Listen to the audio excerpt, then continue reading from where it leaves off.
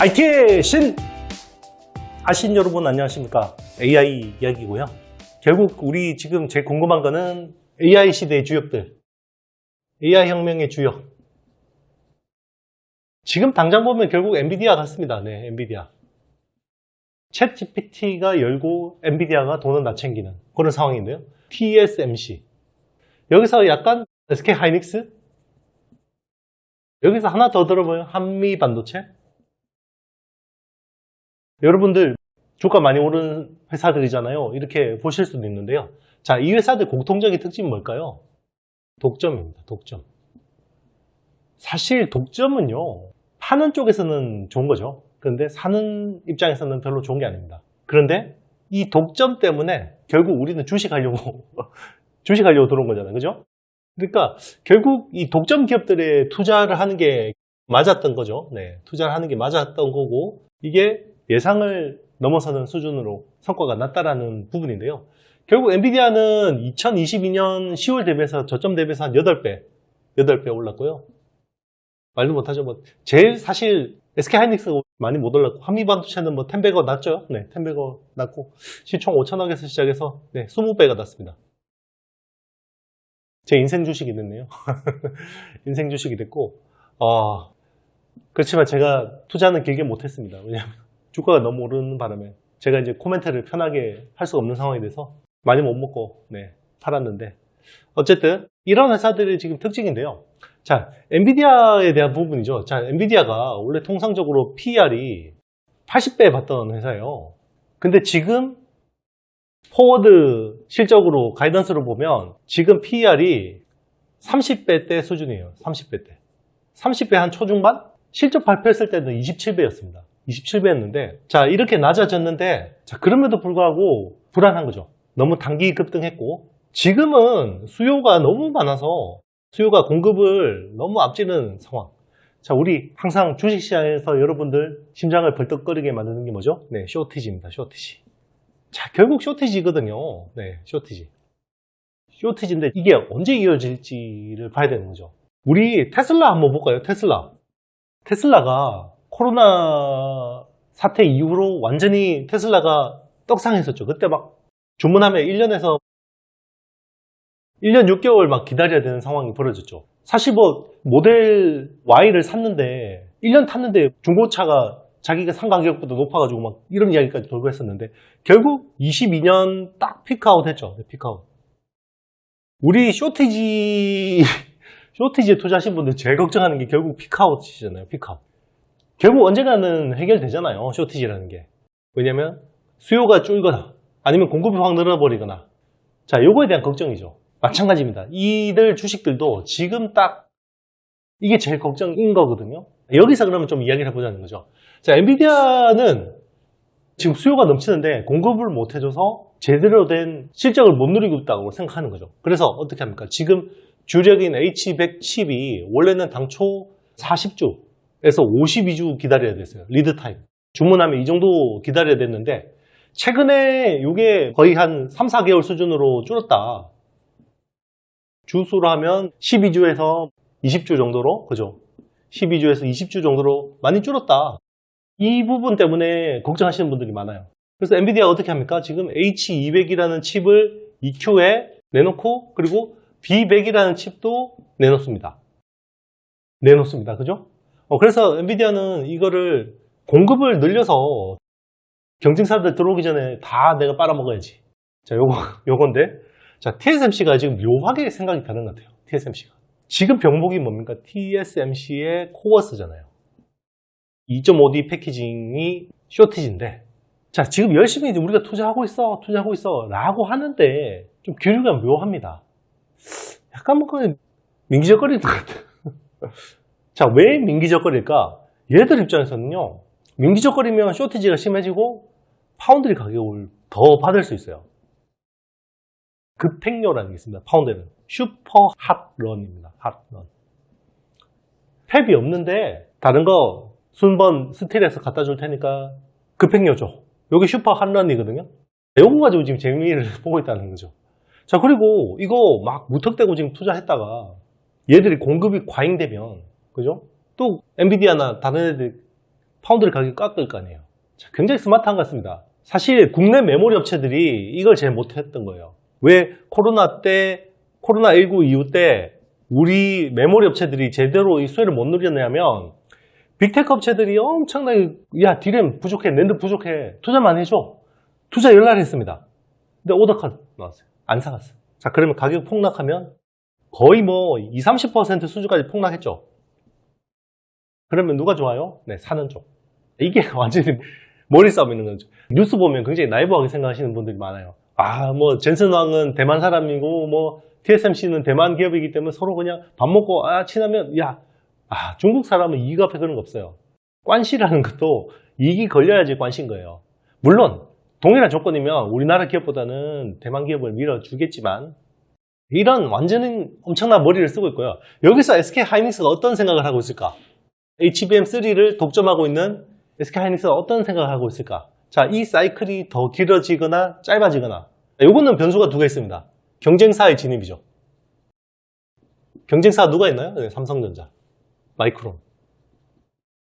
제가 보기에는 기술적으로 이 경쟁사들이 당장 위협될 것 같지는 않습니다. 결국은 엔비디아가 선수금을 주면서 조 단위죠. 네, 한 몇 조 됩니다. 원래는 1조 줬다가 조 단위까지 꽂아줬고, 자, 이걸 가지고 캐파 투자를 해야 되죠.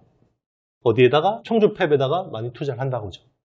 얘들 시키는 대로 했다가 얘 시키는 대로 했다가 결국 이게 공급 과잉이 오면 지금 사실 뭐 이게 워낙 성장세가 빠르기 때문에 공급 과잉을 걱정할 건 아닌데요.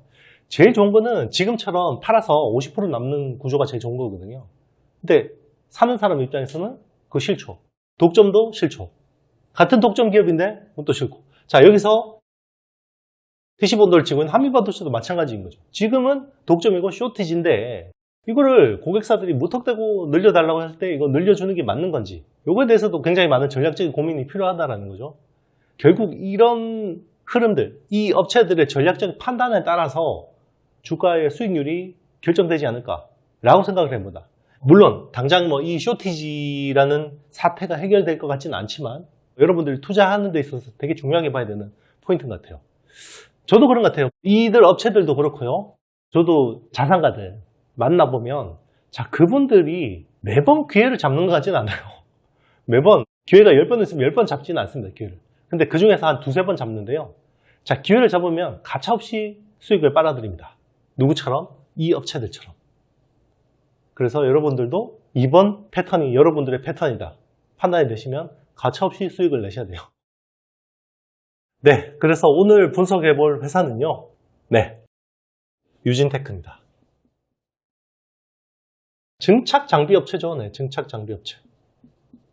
주로 LPCVD 그리고 ALD 같은 장비들을 주로 합니다.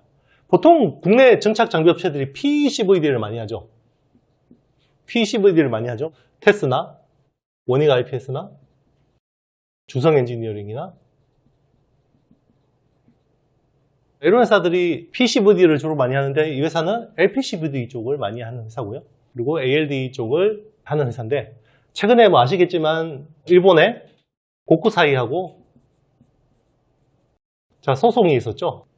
그런데 그 소송이 굉장히 리스크하다고 봤는데 결국 6억짜리 소송이었습니다. 물론 뭐 개인들한테 6억 큰데요. 기업한테 6억짜리가 그렇게 리스키한 것 같지는 않고 그리고 소송 걸린 해당 아이템이 회사의 매출에서 크게 비중을 차지하지 않고 있다. 뭐 이런 것들이 이제 됐는데 심리가 그런데 지금 안 좋기 때문에 주가가 상대적으로 많이 떨어져 있는 상태고요. 그리고 이제 주 고객사. 사실 이 회사는 삼성전자가 메인은 아니었는데 삼성전자 쪽에 많이 베팅을 했죠. 작년에. 근데 이게 약간 줄을 잘못 섰습니다. 하이닉스 쪽에 그냥 있는 게 나았죠. 그래서 원래 삼성 쪽으로 되게 기대를 했었거든요. 근데 삼성 쪽의 수준은 별로였고 지금은 SK 하이닉스하고 마이크론하고 세 회사가 거의 수준 나오는 게 비슷합니다. 네, 비슷합니다. 셋 다 그냥 어정쩡하게 나오는 거죠. 주성은 사실 SK 하이닉스 쪽에 굉장히 많이 받아먹었고 그런 상황입니다. 그래서 장비 쪽 매출을 보면요. 장비 쪽 매출을 보면 작년이 2,440억 정도로 보고 있고요. 올해는 2,900억 정도로 전망을 하고 있습니다. 그리고 전구체 쪽이 일부 매출이 있는데요. 네, 전구체 쪽이 작년에 한 90억, 올해 한 100억 정도로 보고 있고, 그리고 기타가 작년에 280억, 올해 한 300억 정도로 보고 있고요. 결국 장비가 중요합니다. 장비가 중요한데 이 ALD 장비, 요게 하이-K 메탈 게이트 공정에 들어가는 거죠. 요게 ALD 가지고 하는 건데, 하이-K라는 머티리얼을 ALD 장비를 가지고 증착을 하는 거죠. 요거는 결국 EUV 장비 수요하고 같이 페어링해서 갑니다. EUV가 많이 늘어날수록 ALD에 대한 수요도 늘어나는 거죠. 구조적으로. 그렇게 보면 되는 거고요. 그래서 삼성이 그래도 좀 이제 1A나 1B 쪽으로 좀 이제 정신을 차리고 테크 마이그레이션을 하게 되면 좀 개선되지 않을까, 이런 기대감이 있습니다. 작년 실적은요, 작년 실적 보면 매출이 2,770억, 영업이익은 240억을 기록했고요. 현재 시총은요 8,420억 정도. 네, 오늘 날짜 3월 5일자 기준으로 그렇고요. 24년 전망치는요, 매출 3,300억, 영업이익은 한 400억 정도를 기대하고 있습니다. 작년에 제가 가을쯤에 한번 이 회사 분석했던 것 같은데, 그때 비해서 조금 추정치가 하향됐는데, 네, 이유는 삼성전자 때문에 하향했고요. 그래도 충분히 지금 주가 상황으로는 메리트가 있지 않을까 생각을 합니다. 왜냐하면 다른 회사들 많이 오를 때 이 회사는 상대적으로 많이 조정받았기 때문에. 오늘 사실 제가 준비한 내용이 있었는데요, 다 갈아엎었습니다. 갑자기 큰 이슈가 나왔어요. 삼성이 큰 변화가 있긴 한 것 같습니다. 삼성전자가 갑자기 막 변화가 있어요. 어떤 부분에서 변화가 있냐? 일단 이제 DS 부문장이 바뀌었잖아요. 전영현 부회장이 왔잖아요. 사실 삼성 내부 엔지니어들 분위기는 그렇게 썩 좋은 분위기는 아닌 것 같습니다. 그럼에도 불구하고 지금 외부적으로는 굉장히 좋은 분위기 같고요. 두 가지 이슈가 있습니다. 일단 첫 번째, AMD가 3나노 게이트-올-어라운드에 대해서 사용 로드맵에 대해서 설명을 했어요. 어젯밤에 리사수 CEO가 요거에 대해서 설명을 했고요. 3나노 게이트-올-어라운드 하는 거는 지금 삼성 파운드리밖에 없죠. 왜냐하면 TSMC 같은 경우는 지금 3나노 핀팻을 쓰죠. 그래서 AMD의 3나노 GAA는 삼성 파운드리가 이제 확실한 거고요. 여기서 이제 보면 일부 텔레그램 방에서는 TSMC 이제 안 쓰고 AMD가 이제 삼성 파운드리로 온다, 이렇게 이제 희망 회로를 돌리시는 분들도 있는데요.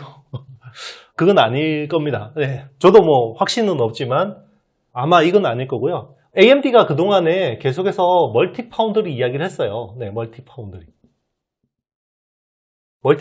이야기를 했고, 이거는 이제 TSMC하고 삼성 파운드리를 같이 쓰는 거로 보셔야 돼요. 왜냐면 이게 이제 칩렛 구조가 되잖아요. 칩렛 구조가 되면 이게 고성능 코어도 있고요, 저전력 코어가 있잖아요. 이런 것들이 이제 칩렛 표준이 있잖아요. UCI 익스프레스, 유니버셜 칩렛 인터커넥션 익스프레스라는 요 표준이 있잖아요. 여기 표준에 들어가 있으면 칩 다이가 달라도 이렇게 한 개로 패브리케이션을 할 수가 있거든요. 그래서 아마 이 프로젝트 이름이 프로메테우스라는 프로젝트도 있었을 거예요. 자, 이게 프로메테우스 프로젝트의 일환인지 아니면 원래 저전력 코어는 삼성 파운드리에 대한 로드맵이 있었는데, 이번에는 이게 아마 고성능 코어까지 확장이 되는 것 같습니다. 그러니까 의미가 없지는 않아요. 그러니까 기존에 원래 저전력 코어는 삼성 파운드리를 쓰기로 했었고요. 요건 쓰기로 했었고, 고성능 코어겠죠. 왜냐하면 3나노 게이트-올-어라운드 같은 경우는 고성능 코어에 쓰니까, 여기 이제 전성비를 높일 수가 있으니까.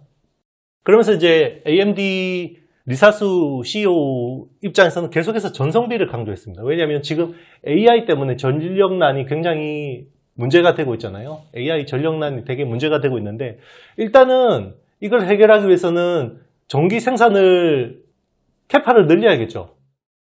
캐파를 늘리는 게 필요할 거고, 그리고 칩 자체에서 칩 전성비를 높이는 게 중요하겠죠. 요거는 이제 설계도 잘하고 공정도 잘 해야 되는 부분이 있고요. 또 하나 이제 데이터 센터 열 관리가 중요해지겠죠. 그래서 요 액체 냉각 같은 것들,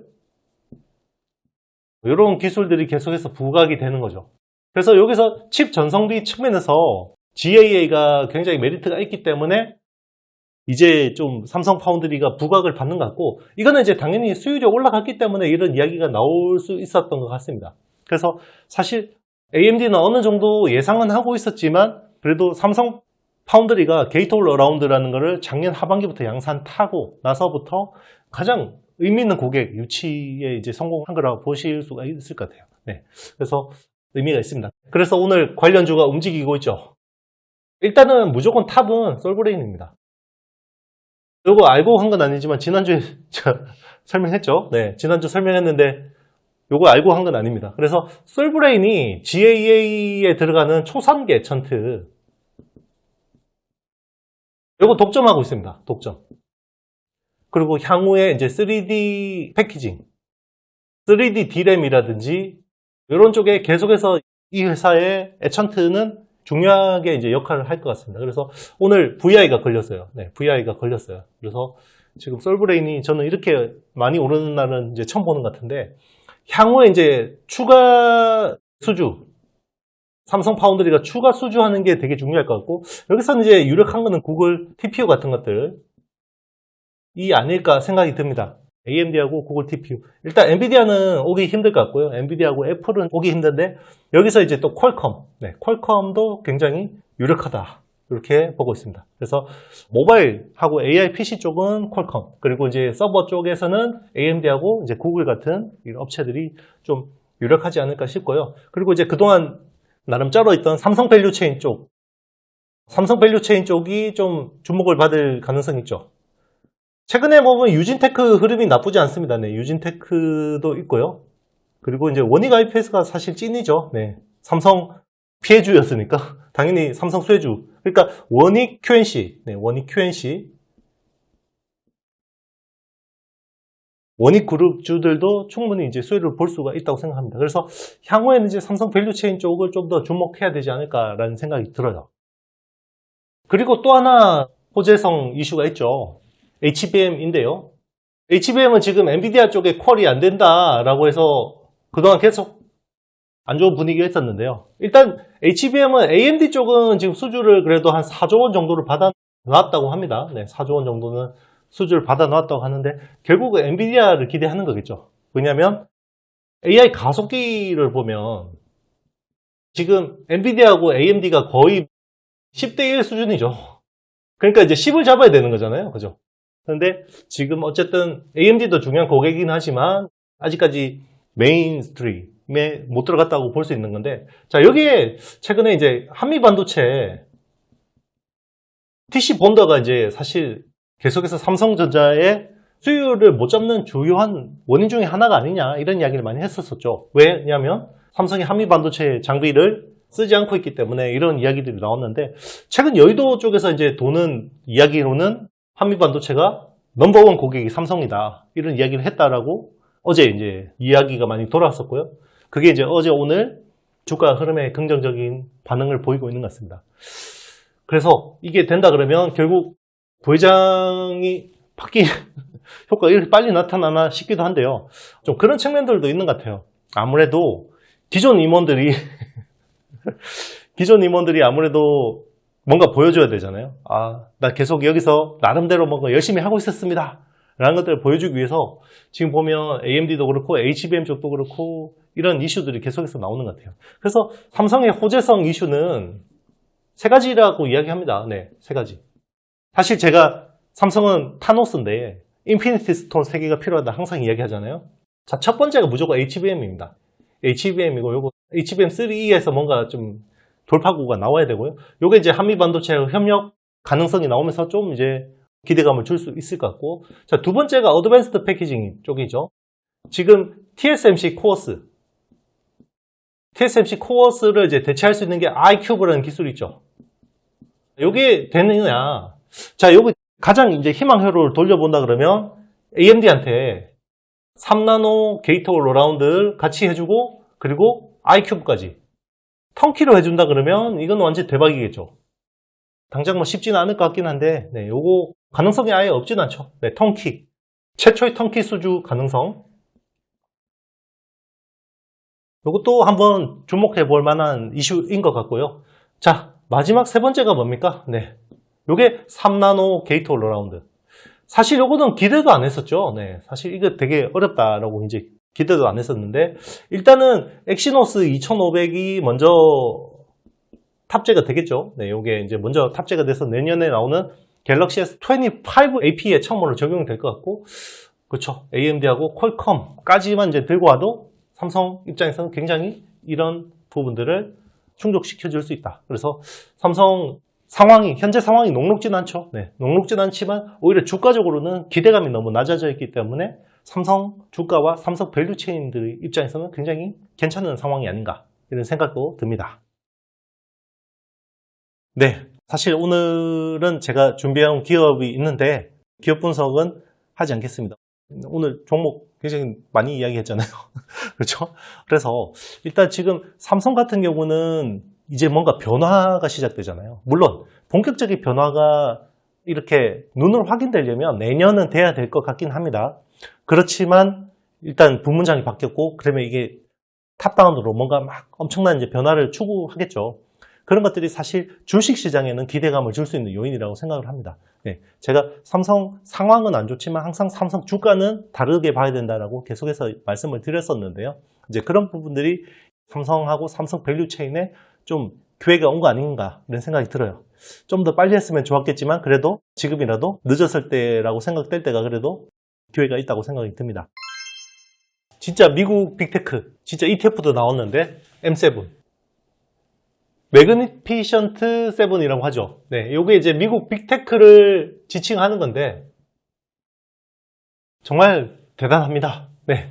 자, 어떤 회사가 있냐? 엔비디아, 그리고 애플, 마이크로소프트, 구글, 요건 이제 알파벳이죠. 그리고 메타 플랫폼스, 옛날에 구 페이스북이죠. 그리고 아마존, 테슬라, 네, 7개 맞네요. 테슬라는 뭐 한동안 M7에서 빼야 된다 그러다가 일론 머스크가 66조짜리 인센티브 안을 주주들이 이제 통과시켜주면서 이제 열심히 다시 주가 부양 의지를 보이고 있습니다. 그래서 지금 M7이 정말 이번 AI 혁명의 주역이죠. AI 혁명의 주역인데요. 간단하게 또 하나 더 홍보 말씀을 드리자면 제 바로 써먹는 최강의 AI 혁명 투자를 보면 이런 빅테크들에 대해서 잘 설명이 되어 있으니까 투자에 잘 참고하시면 좋을 것 같고요. 자, AI 혁명인데 결국 이들 기업들이 주가가 너무 올랐다. 네, 주가가 너무 올랐다. 이런 이야기 많이 합니다. 특히나 엔비디아 이야기를 많이 하죠. 엔비디아. 아니, 이 엔비디아가 지금 10배거가 됐잖아요. 10배거가 뭐죠? 10배 난 거죠. 네, 10배. 엔비디아 지금 사야 됩니까? 이렇게 이제 많이 물어보시는데요. 제가 이제 책에는 그렇게 썼어요. 엔비디아 그때 제가 이 책 쓸 때는 한 대충 700불대 정도였거든요. 네, 그래서 1000비디아 될 거다. 지금은 이제 주식 분할해서 10분의 1 가격이니까 1000비디아 될 거다. 그리고 AI 혁명에서는 시총 1위가 될 수도 있을 거다. 라고 했는데 너무 빨리 가버리는 것 같습니다. 참 민망하게. 그런데 지금 엔비디아 실적이요. 실적 성장세가 너무 높아서 오히려 밸류에이션, PER은요. 예전보다 낮아져 있어요. 원래 엔비디아 PER이 보통은 80배대 수준에 머물러 있던 건데 지금 이게 포워드 실적으로 보면 30배대 수준에 불과합니다. 굉장히 싸져 있어요. 근데 이게 비단 엔비디아 뿐만 아니라 전반적으로 그래요. M7들의 실적이 너무 좋아서 AI 혁명 때문에 그런 거죠. 너무 좋아서 자, 우리 S&P 500 많이 이야기하잖아요. 근데 요즘에는 M7 빼고요. S&P 493이라고 해야 돼요. 자, 이걸 비교해 보자고요. 이거 비교해 보면요. 우리 보통 주당 이익 있잖아요. EPS 따지잖아요. 이게 M7 같은 경우는 작년에 23년에 무려 73%가 증가했어요. EPS가 73% 증가했어요. 근데 24년에도 적지 않습니다. 24년에도 43%가 증가할 것으로 전망되고 있습니다. 이익 증가 속도가 엄청나게 빠른 거죠. 그래서 이익이 빨리 증가하니까 생각보다 여러분 생각하는 것보다 밸류가 그렇게 막 많이 올라있지 않은 상황이에요. M7이 이런데 S&P 493은 그럼 얼마나 늘었냐? 작년에 EPS 증가가요 10%. 너무 차이가 나죠. 네, 73% 작년에 성장했는데 나머지 M7 빼면 10%밖에 안 됩니다. 10%. 그러니까 지금 AI 혁명이라는 게 정말 냉정한 거예요. 되는 놈이 계속 되는 그런 구조로 갈 수밖에 없고, 지금 올해 들어서도 EPS 추정치가, M7에 대한 EPS 추정치가 또 늘었어요. 추정치가 얼마나 늘었냐? 16%가 또 상향됐습니다. 처음에 본 것보다 우리가 너무 과소평가했어. 물론 이제 엔비디아가 큰 영향을 미쳤겠죠. 저도 완전히 틀렸죠. 네. 지난 분기 실적 증가율을 이번 분기에서 비트 못할 거다라고 했는데 완전히 넘어버렸죠. 그래서 지금 이런 상황이죠. 그러니까 수급이 M7 쪽으로 계속해서 몰리는 것도 충분히 납득이 되는 거죠. 그래서 지금 의외로 M7의 PER 수준이요, 지금 27배에서 28배 수준밖에 안 됩니다. 한 100배 되는 줄 알았죠. 네. 그래서 지금 이게 이제 한 30배 수준까지는 증가할 수 있지 않을까라고 이제 보고 있고요. 30배 대 수준으로 볼 수 있고, 특히 소수 종목에 이렇게 집중되는 현상이요, 80년대 이후로 사상 최고 수준입니다. 지금은 사상 최고 수준이고요. S&P 500 시총에서 M7의 비중이 2019년만 해도요, 이게 16%밖에 안 됐어요. 근데 현재는요 31%입니다. 거의 2배가 증가했다고 보시면 됩니다. 그래서 그만큼 지금 적어도 저는 그래서 미국 대선 전까지는 M7의 주가가 꺾일 가능성이 좀 낮지 않을까라고 보고 있고요. 네, 물론 제가 틀릴 수도 있고요. 자, 여기서도 또 주주환원이 또 굉장히 세집니다. 주주환원 정책이 굉장히 세지는데요, 메타가 처음으로 배당을 했어요. 주당 $2. 자, 그동안 빅테크들은 어떻게 합니까? 이익이 나면 잉여 현금을요 재투자를 했죠. 재투자. 아니면 단발성으로 주식 매입해서 소각하거나 그런 정도는 했었는데 배당을 줬고요. 구글도 이제 배당합니다. 80센트. 그러면 이게 배당률이 꽤 높아지니까 배당 펀드 수급이 들어올 수가 있죠.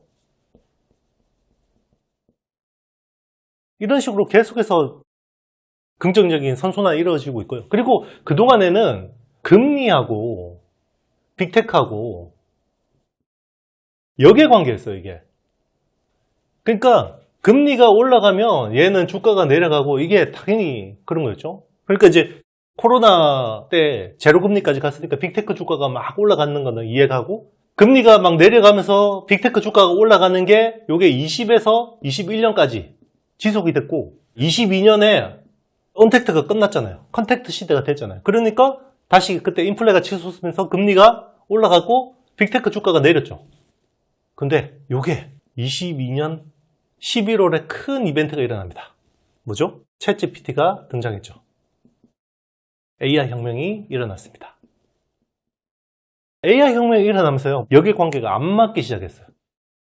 금리가 계속 높게 유지되는데 빅테크 주가가 막 올라요. AI 혁명이니까. 지금 그런 상황이죠. 주주환원, AI 혁명, 그리고 이익. 빠지는 게 없네요. AI가 처음에는 텍스트에서 텍스트로 가고, 그죠? 텍스트 투 텍스트. 여러분이 프롬프트에 입력하면 텍스트를 쭉 뽑아주다가, 텍스트를 입력하면 이미지를 뽑아주다가, 텍스트를 입력하면 뭘 뽑아주죠? 네, 하반기에 동영상을 뽑아줍니다. 그러면서 대박이 난 게 있죠. SSD입니다. 낸드 플래시가 이제 살아나고 있죠. 자, 키옥시아가 감산을 마무리한다. 요거는 이제 팩트 여부를 좀 따져봐야 되긴 하겠지만, 그래도 감산폭을 많이 줄이는 거는 사실인 것 같긴 합니다. 자, 그러면 낸드 플래시 업황이 살아나면 주목해야 될 회사, TCK죠. TCK는 SiC, 실리콘 카바이드 링을 하는 회사입니다. 주로 식각 공정에 많이 쓰고요. 낸드 식각에 많이 쓰죠. 많이 씁니다. 그리고 그라파이트, 탄소 재질 같은 것 가지고 이런 거 하는 회사고요. 굉장히 심플한 회사입니다. 그리고 뭐 이제 상품 매출이 일부 있죠. 네, 상품 매출이 일부 있고요. SIC 쪽이 작년 매출이 한 1,800억 정도 되고요. 올해는 2,200억 정도를 기대하고 있습니다. 그라파이트 쪽은 작년에 한 460억, 올해는 470억, 거의 뭐 비슷한 수준이고, 상품 매출은 작년에 한 15억, 올해는 20억 정도를 보고 있습니다. 그런데 자, 기존에는 SIC 링잉이 거의 하드캐리였는데요. 신규 제품이 붙었습니다. 탄탈륨 카바이드. 요게 신규로 붙었어요. 신규로. 그러면서 신규 제품이 또 신규 고객사까지 확대되는 효과를 내고 있는데요. 요게 이제 중국이나 유럽 같은데 반도체 회사들한테 주로 이제 납품이 많이 되고 있고요. 요게 1분기 실적에서 주요한 역할을 했습니다. 그래서 1분기 실적은요. 1분기 실적은 매출 590억, 영업이익은 174억을 기록했고요. 신규 사업이 계속해서 비중이 높아지고 있는 상황입니다. 그리고 최근에 SIC 일링 같은 경우는 삼성 시안팹, 중국 시안팹이 또 가동률이 높아지면서 효과가 개선되고 있고요. 고객사들이 점점 더 가동률을 높이고 있기 때문에 SIC 링 쪽도 점점 좋아지고 있는 흐름이라고 보시면 될 것 같습니다. 이게 2분기부터 본격적으로 반등이 되고 있다고 보시면 되고요. 작년 실적을 보면요. 매출이 2,267억, 그리고 영업이익은 667억. 현재 6월 18일 기준 시총은 1조 6천억 정도를 기록하고 있습니다. 24년 전망치는요. 매출 2,700억, 영업이익은 850억 정도를 보고 있습니다. 그래서 SIC 링 쪽을 거의 독점하다가 경쟁사들이 많이 진입했잖아요. 하나 머티리얼즈라든지 그리고 KNJ 같은 업체들이 많이 진입하면서 굉장히 주가가 디레이팅이 됐었는데, 자, 신규 사업이 새로운 멀티플에 대한 기대감을 주고 있다. 이렇게 보시면 될 것 같습니다. TCK는 비포 마켓이 주력인 회사고요. 그래서 램 리서치하고 어플라이드 머티리얼즈가 거의 35%씩 비중 차지하고 있고요. 텔, 도쿄 일렉트론이 한 15%, 그리고 기타가 한 15% 정도 된다고 보시면 될 것 같습니다. 어제 진짜 폭락장이 정말 진짜 살면서 자주 보기 힘든, 굉장히 힘든, 시장에 오래 그래도 투자하셨던 분들은 코로나19 때 그때 빠졌던 거 이후로 거의 역대급으로 폭락장이 나왔었고요. 그래도 어제 미국 시장이 조금 안정되면서, 물론 어제 미국 시장도 빠졌지만 그래도 주요 매크로 데이터들이 괜찮게 나오면서 그래도 안정을 좀 찾아가는 것 같습니다. 안타까운 부분은 어제 아시아 주요 증시들이 폭락을 했고, 그리고 사실 폭락의 트리거가 이제 일본한테 있죠. 참 일본 중앙은행은 눈치가 없는 것 같아요. 조금만 더 참다가 결정했으면 좋았을 텐데, 금리 인상하자마자 미국에서 저렇게 데이터가 안 좋게 나온 R의 공포, 리세션에 대한 공포 때문에 시장이 폭락했는데, 오늘 일본 니케이 지수는 지금 8월 6일 화요일자 오전에 촬영하고 있는데 니케이는 10% 넘게 뜨고 있어요. 근데 코스닥과 코스피는 한 5%, 6% 수준에서 반등하고 있습니다. 시장이 약하네요. 안타깝습니다. 어쨌든 폭락장 이미 겪었잖아요. 그러면 폭락장 이후에 테크 투자, 특히나 반도체 투자하시는 분들이 지금 뭘 봐야 될지 대해서 좀 고민을 해봤는데요. 한 5개 정도로 정리가 될 것 같습니다. 일단 첫 번째는요.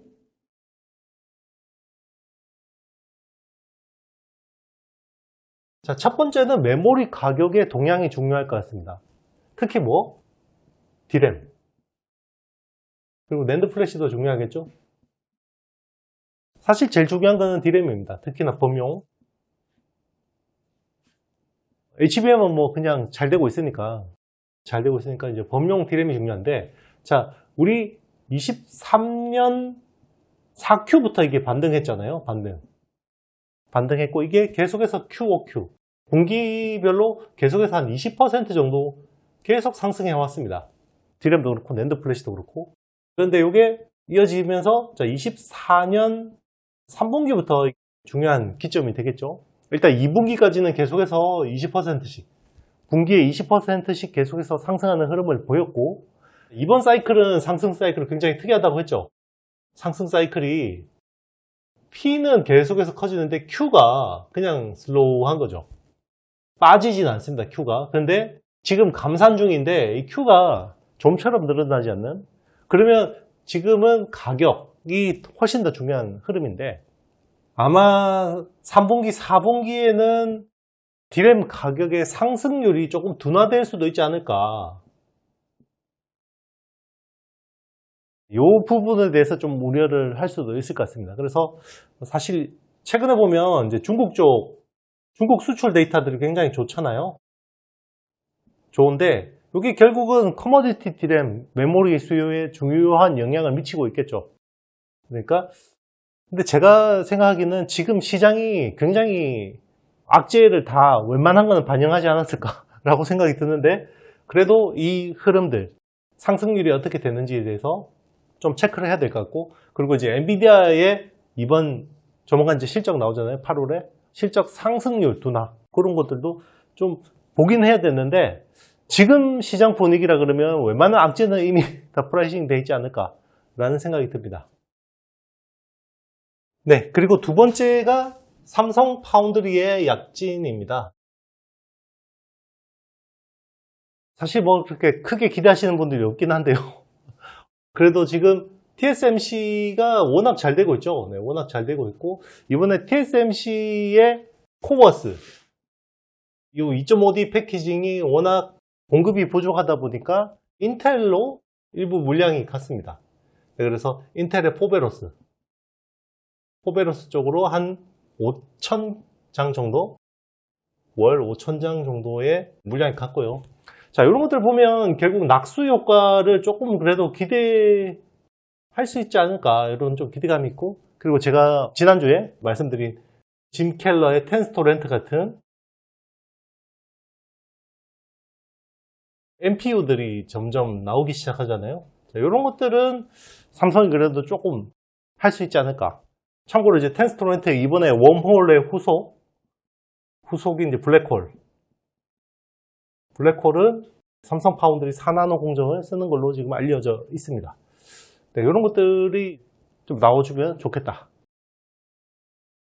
네, 그리고 세 번째는요, 엔비디아의 AI 가속기와 HBM 수급 상황인데요. HBM 같은 경우는 HBM3까지는 SK 하이닉스가 계속해서 납품을 하고 있었고, HBM3부터는 여기에 이제 삼성전자하고 마이크론이 추가로 진입을 한 거잖아요. 근데 아직까지 여기는 공급이 아직까지도 원활하진 않은 것 같고요. 근데 이제 어쨌든 공급이 시작될 거고, 그래서 이 공급 규모나 이런 것들을 잘 봐야 되고, 그리고 이제 엔비디아 AI 가속기에 또 지금 상황을 잘 봐야 될 것 같습니다. 최근에 이제 블랙웨이 같은 경우는 지금 계속해서 노이즈가 나오고 있죠. 설계단에서 뭔가 문제가 있다, 이런 이슈들이 나오고 있고, 그래서 지금은 H200이 좀 더 당초 생각보다 많이 생산될 수 있지 않나. 참고로 이제 H200 같은 경우는 HBM3를 씁니다. H100 같은 경우는 지금 HBM3를 쓰고, 그렇기 때문에 이런 것들도 좀 영향을 줄 수 있을 것 같아요. 그래서 결국은 여기 있는 이제 수율이겠죠. 네, 수율. 이런 흐름들을 좀 잘 지켜봐야 되겠다 생각이 들어요. 자, 그리고 네 번째는 결국 온 디바이스 AI인데요. 자, 온 디바이스 AI는 두 회사의 움직임이 되게 중요할 것 같아요. 애플 그리고 퀄컴. 사실 6월에 이 회사가 중요한 이벤트가 두 개가 있었는데, 사실 퀄컴 쪽에 많은 기대가 있었고, 사실 애플은 그렇게 크게 기대하지 않았는데, 결과론적으로 보면 지금 애플 인텔리전스가 굉장히 성공적이었던 것 같고요. 오히려 퀄컴의 스냅드래곤 X 엘리트 시리즈는 조금 문제가 있는 것 같습니다. 그래서 지금 주가도 약간 희비가 엇갈리고 있는 상황인데요.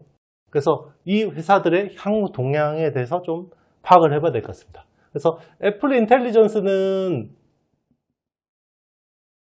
서비스에 대한 기대감은 굉장히 높은데 이게 약간 지연된다라고 이슈가 나오고 있기는 합니다. OS 업데이트, OS 업데이트가 조금 지연될 수 있다. 이런 이슈들이 계속해서 외신을 통해서 확인이 되고 있고, 그리고 이제 퀄컴 같은 경우는 스냅드래곤 X 엘리트. 자, 이 칩 자체는 AI PC에 굉장히 좋은 칩이긴 한데, 아무래도 이 윈도우 OS와 ARM의 아키텍처가 아직까지 매끄럽지 않은 것 같습니다. 참고로 이게 퀄컴 스냅드래곤 X 엘리트는 ARM 코어 기반으로 설계가 된 거기 때문에. 근데 아무래도 기존의 윈도우 OS는 X86 계열의 칩을 기반으로 대부분 소프트웨어들이 만들어져 있는데, 이걸 가지고 이제 에뮬레이터 가지고 호환을 해야 되는데, 그게 아직까지는 게임이나 일부 프로그램들, 금융 이런 쪽에서는 좀 매끄럽지 않은 이슈들이 있는데, 결국 이거는 시간이 해결할 거라고 생각합니다. 그래서 이런 것들도 좀 잘 지켜봐야 될 것 같습니다. 이게 시장의 향후 흐름을 좀 바꿀 수 있는 중요한 변수가 될 수 있기 때문에 한번 지켜보도록 하겠습니다. 결국 마지막으로는요, ASIC, NPU 업체들의 동향이 굉장히 중요한데요. 주요 빅테크들이 NPU 직접 설계 다 대부분 하고 있고, CPU도 지금 다 설계를 하려고 하고 있죠.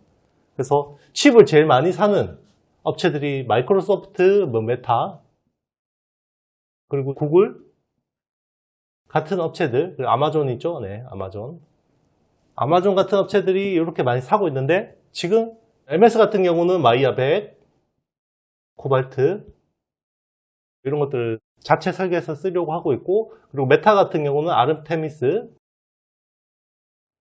그리고 구글 같은 경우는 TPU가 대표적으로 있죠. 그리고 이제 최근에는 악시온, 그리고 아마존 같은 경우는 트레니움이나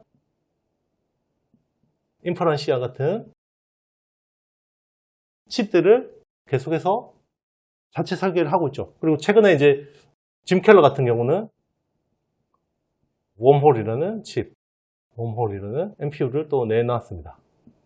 자, 이런 것들이 계속해서 이 ASIC 시장을 키우고 있는 상황이고, 그리고 아직까지는 여기서 메모리의 변화는 아직까지는 크게 나타나고 있지 않는데, 결국은 이런 칩들이 요구하는 것은 프로세서도 자체 설계고, 결국 메모리도 ASIC을 원할 것 같아요. 스페셜티화를 원할 것 같고, 자, 이런 흐름들이 향후 우리 반도체 산업에도 중요한 변수가 될 수 있을 것 같습니다. 이런 쪽에서 많이 나오는 게 브로드컴, 그리고 이제 ASIC 설계해주는 회사들, 그리고 마벨 테크놀로지 같은 회사들 좀 주목해서 볼만하고요. 그리고 EDA 툴하는 회사, 시놉시스, 케이던스. 최근에 이제 조정 많이 받긴 했지만 ARM 같은 경우도 계속해서 주목해야 될 이유가 여기 있을 것 같습니다. AI 혁명에 대해서 참 많은 이야기들이 있었는데요. 최근에 거품이다 라고 해서 조정의 빌미가 되기도 했었고, 제가 이제 여러 방송 나가서 이거 거품 아니에요 라고 설파하고 다니는데, 물론 이제 약간 주가에는 거품이 좀 있기는 있었습니다. 근데 이번 조정으로 거품이 또 예쁘게 거쳤는데요. 그래서 저는 더 이 업사이드는 있다고 생각하는데, 저 같은 사람 말고 아주 훌륭하신 구루 에릭 슈미트 전 구글 CEO가 최근에 스탠퍼드에서 강연한 게 있어요. AI 혁명의 과거와 현재와 미래에 대해서 좀 조망할 수 있는 인사이트들이 있더라고요. 그래서 제가 요거를 제 나름대로 해석을 해서 여러분들한테 좀 설명을 하도록 하겠습니다. 그래서 일단은 첫 번째는요, AI 혁명에서 누가 위너가 될 수 있냐, 이런 이야기를 했습니다. 하드코어 문화. 이거 요즘 트렌드하고 안 맞는데, 그죠? 요즘에는 워라벨이잖아요. 자, 이분이 사실 구글이 왜 이렇게 많은 기술과 리소스를 가지고 별로 성공적이지 못했냐, AI 쪽에서. 결국 구글이 AI 경쟁보다 직원들의 워라벨이 더 중요했다라는 거죠.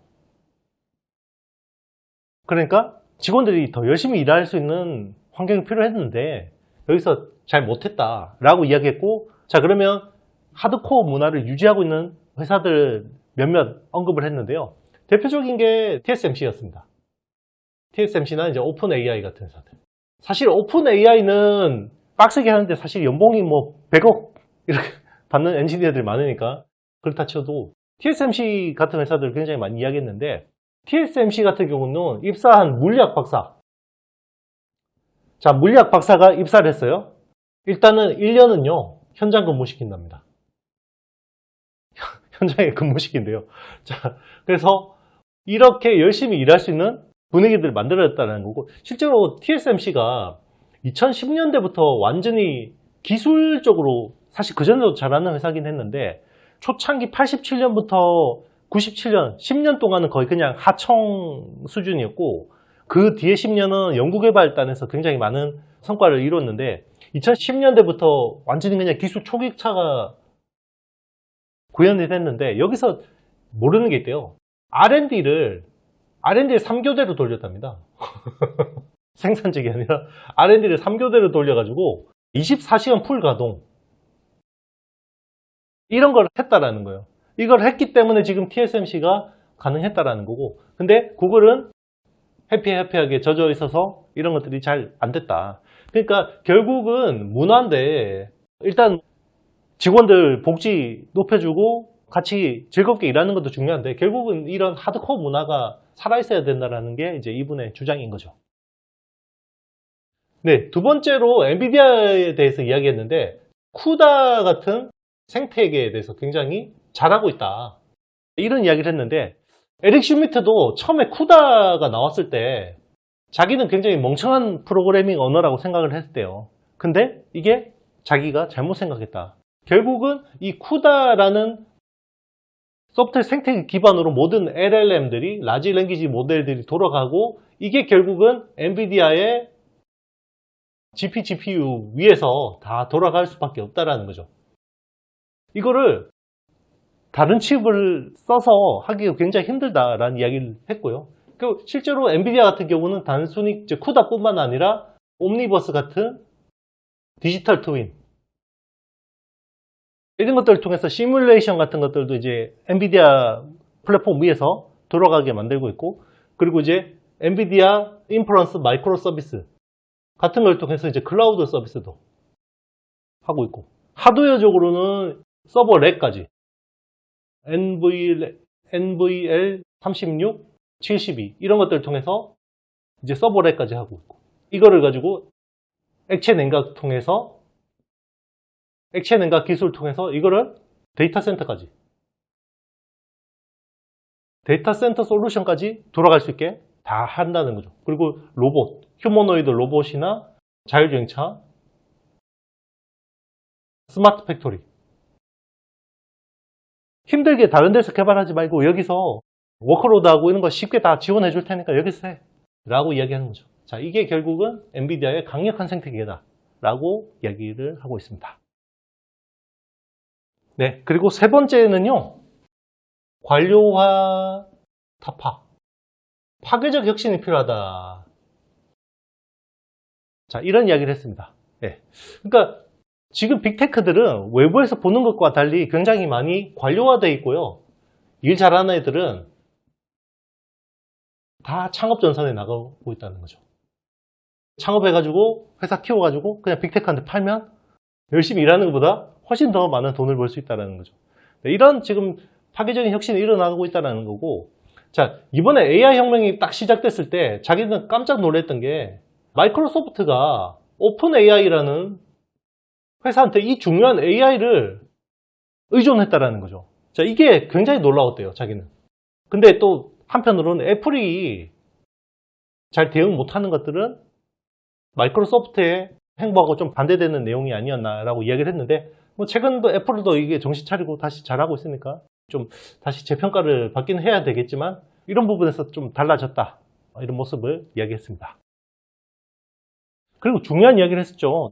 AI 혁명은요, 아직 낮게 달린 과일을 따는 수준에 불과하고 더 높은 데는 훨씬 더 달콤한 과일들이 많은데, 자, 그걸 따기 위해서는 더 혁신적인 조직으로 바뀌어야 된다라고 이야기를 했습니다. 그리고 정말 중요한, 우리 투자자들한테 되게 중요한 게 AI 투자 사이클이 생각보다 크다라는 이야기를 했어요. 그 대표적으로 이야기하는 게 이제 스타게이트라는 프로젝트가 있는데요. 자, 요게 마이크로소프트하고 오픈 AI가 요거를 이제 1,000억 달러를 투자해서 완전히 대규모의 데이터 센터를 구축하는 거거든요. 그런데 요 영상 나가면서 문제가 되니까 이게 삭제가 됐는데 에릭 슈미트가 이거 3,000억 이상 필요해. 요것만 봐도 엔비디아는 안 죽겠구나. 이게 1,000억 달러만 해도 지금 대단한 건데 이게 3,000억 달러 이상 필요하다라는 거예요. 이 이야기를 했고요. 그리고 지금 전력 같은 인프라가 굉장히 지금 문제가 되고 있다라고 이야기했고요. 이걸 위해서 지금 백악관에다가 자기가 제안을 했는데 캐나다하고 협력해야 된다. 캐나다. 그래서 캐나다의 수력 있잖아요. 수력하고 인력들을 활용해서 써야 된다. 이런 것들을 백악관에다가 제안을 했다. 이야기한 거죠. 아마 이런 것들을 보면 약간 민주당 쪽에다 제안한 것 같긴 한데 이런 것들이 실제로 정책적으로 나타날 때 이런 것들 잘 봐야 될 것 같습니다. 진짜 투자 기회가 될 수도 있어요. 네. 그리고 마지막으로요. 격차. 항상 저도 이야기하는 거죠. AI가 엄청난 이제 격차를 만들어냈는데 여기서 유럽의 몰락을 이야기했습니다. 유럽의 몰락을 이야기했고, 자, 프랑스는 그나마 좀 가능성이 있는데 독일은 틀렸다. 독일은 답이 없다. 지금 유럽의 EU 본부가 있는 브뤼셀. 자, 여기서 AI를 위한 혁신을 죽이고 있다. 이 이야기를 했습니다. 그리고 AI가 결국 국가 간, 기업 간, 개인 간 엄청난 격차를 만들어낼 거다. 그래서 더 열심히 해야 된다. 이런 이야기를 했습니다.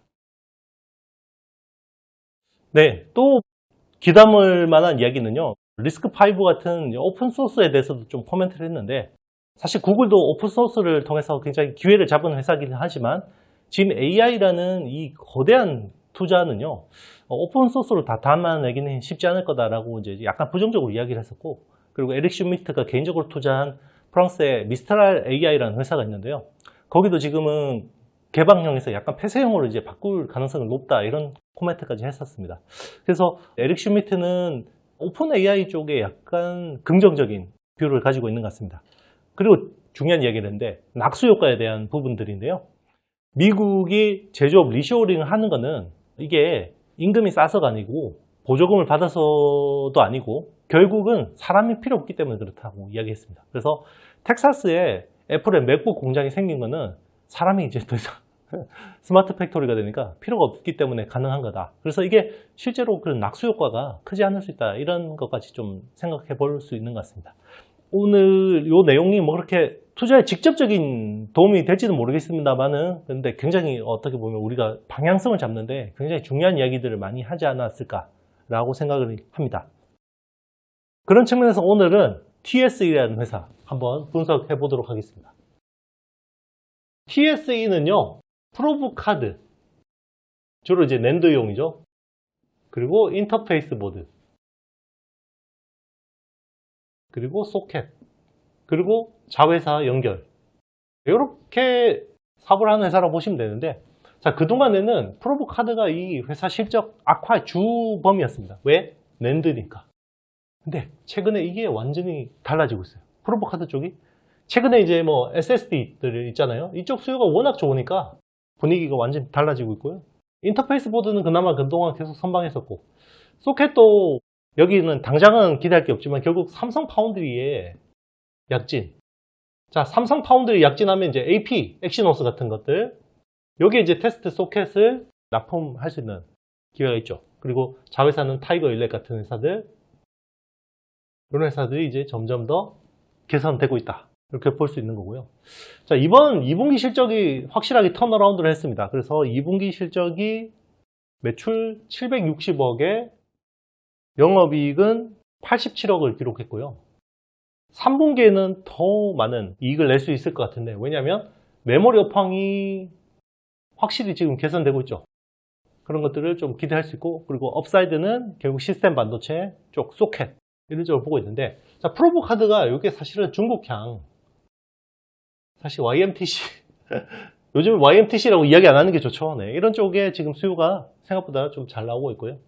작년 실적 같은 경우는 매출 2,491억, 영업이익은 적자 23억 기록했고요. 현재 오늘 8월 20일자 기준 시총은 5,780억을 기록 중입니다. 올해 전망치는요, 매출 3,000억, 영업이익은 한 350억 정도를 전망하고 있습니다. 하반기에는 좀 상당한 이익을 낼 수 있지 않을까 기대하고 있어요. 네, 그리고 이 회사 같은 경우는 사실 그동안 별로 기대하지 않았던 OLED 검사 장비 쪽이 있는데요. 이쪽이 생각보다 굉장히 분위기 좋습니다. 그래서 올해 OLED 검사 장비 쪽이 굉장히 잘 나올 것 같아요. 작년에 75억밖에 안 되는데 올해는 350억까지도 보고 있습니다. 그래서 지금 굉장히 좀 이쪽 부분을 또 예상치 않게 또 기대할 만하다 이렇게 보고 있습니다. 예, 제가 준비한 내용은 여기까지고요.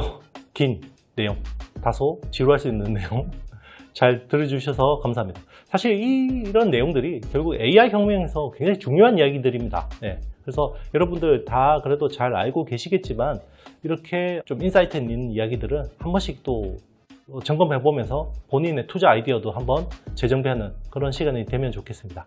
사랑해요, 감사해요 그런 거 너무 감사합니다. 네, 주말 잘 보내시고요. 저는 다음 주에 더 좋은 내용으로 여러분들 찾아뵙도록 하겠습니다. 여러분 안녕.